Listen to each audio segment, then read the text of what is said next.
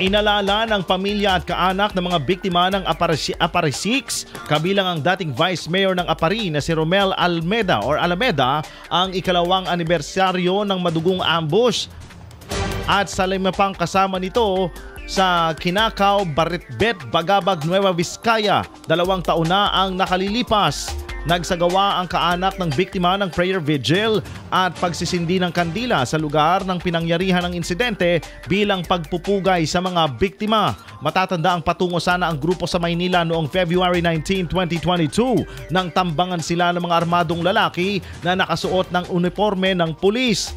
Dinalaw rin ng mga pamilya ang piskalya upang alamin ang estado ng kaso at nananawagan ng mabilis na hustisya. Ayon kay Marinela Alameda, asawa ng isa sa mga biktima, patuloy nilang hinahanap ang katarungan sa kabila ng matagal na proseso sa korte. Samantala, muling kinumpirma ni Nueva Vizcaya Governor Jose Gambito na nananatiling bukas ang alok na 200,000 pesos na pabuya para sa sinumang makapagbibigay ng mahalagang impormasyon na makatutulong sa paglutas sa kaso.